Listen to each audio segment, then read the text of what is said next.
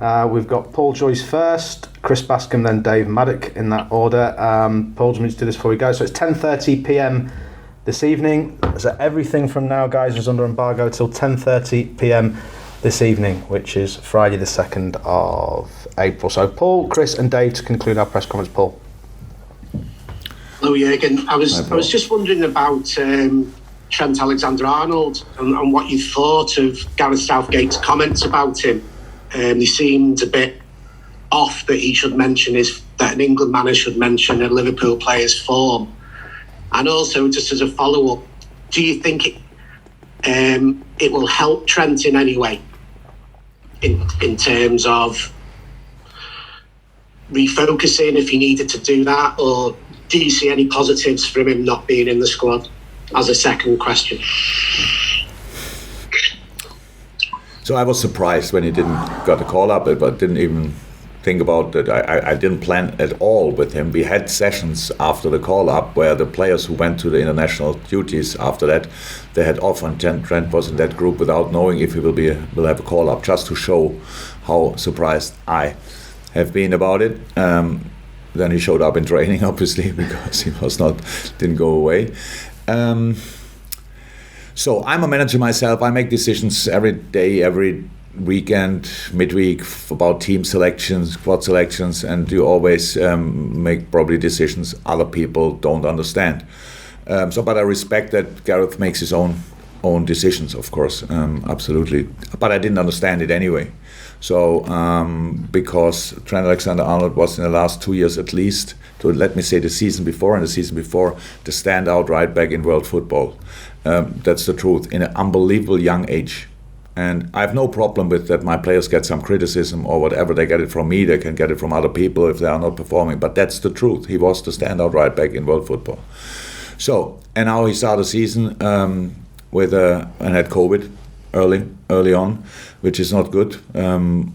How you can imagine, it took him a while to get in the season, but from the moment on when he was in the season, he was one of our most consistent players and was kind of the standout player. Robbo, the same, could play all the time, high level, these kind of things.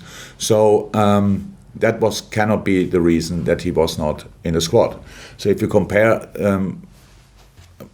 Lionel Messi every year with his best season ever he played, and say he's not performing like he performed in 2005 and 2006 maybe, but still the world's best player. So that's one thing.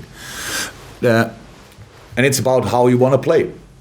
And that's the thing what Gareth has to make sure. So he has with Walker, an outstanding right back, can play centre back as well.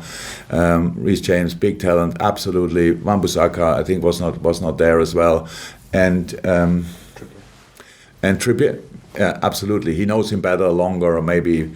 So that's the situation. It's his decision. It's about how you want to play. If you want to play against the deep, or have to play against a deep defending side for sure, then the crosses and the passes of Trent, I don't know anybody who can do that like him. And he defends on a really high level for us as well. It's not his first skill, but it's not bad. It's really good, especially meanwhile. So can he get the benefit of it? Of course. So he was not with the national team now, so he had time to train. He trained on an extremely high level. You could see he showed the reaction with no need, but he was really in it, in the sessions, so that was good. He enjoyed the sessions a lot. He's a very ambitious boy, so I'm sure he wants to be in the England squad, or I know he wants to be, and he will try everything to get there again. But if Trent Alexander-Arnold is not in the squad of England, England must have an extremely good squad.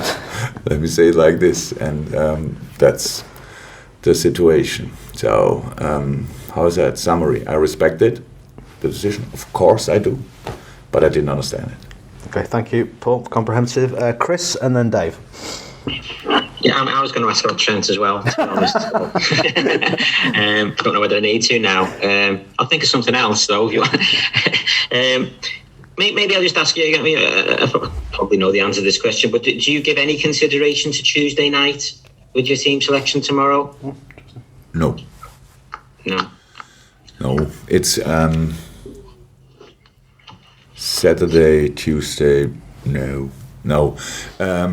Not really. We have all available. As I said, I think all of the players who are fit. We mentioned the others who are not fit, but the players who were fit before the international break are still available. Plus Bobby.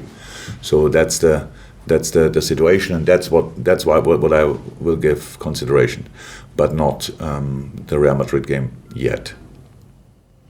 If I could just ask one more, actually. Just, in the last game, we saw Ox's little cameo there as a number 9. Was that just an impromptu thing, or is that something you're actually thinking down the line he might actually... Oh, he can do that. He can do that. He did that against West Ham as well. Yeah. West Ham away, he came on in the same position. Did really well there. No, it's an option. Ox is obviously a versatile player with definitely more offensively orientated. And that's a very offensive position for him, with the speed, with the technique, with the moves, the turns. He's able to do with the accelerations. It's a good position. Yeah. No, it was not only for that. We knew before. Now he didn't play it 500 times, obviously, but we knew because of the West Ham game, it's good for him, and so that's why he came on. And yes, it was impressive. Even it's 3 weeks ago, it was good. Thank you, Chris. Thinking on your feet there with the questions. Love it. That's old school. Then we'll go to Dave Maddock to finish this Embargoed section. Dave. Jurgen, just on Trent, but sort of more generally, for him, it's like the first period in his career when things haven't gone incredibly well, because he's enjoyed such an incredible rise.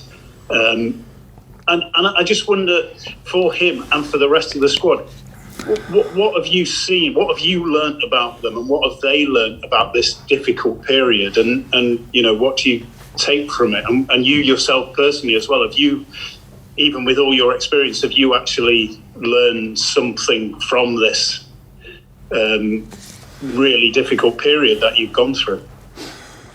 Not really something new. I knew it before. Don't take anything for granted. I knew before. I never did. Anyway, things can happen. Don't think too far ahead. Whatever will be then and then, you have to focus on the next game. I knew it before, but it proved again. For us, or for Trent, it didn't go everything like perfect so far. So he had games when he didn't perform. It was long ago, but he had them. He had to learn. He had setbacks with the team together, becoming not champion for 1 point. There are people out there, they think that's the only and last chance in your life, so you missed a once-in-a-lifetime opportunity. He's obviously not the type of guy, we are all not, so we tried it again. Same with the Champions League final, so we had setbacks and he had setbacks. So, but there are more tricky things in life to deal with, to be honest, than these kind of problems. So that's the way we see it. Yes, we will learn a lot. We learned a lot, but not a lot of new things, because it happened to others, and so you can learn from that. But the things happen to us. We will the things we can have influence on. We will be influential, and the other things we have to accept again next year. So you cannot hope that they just change because you had it last year.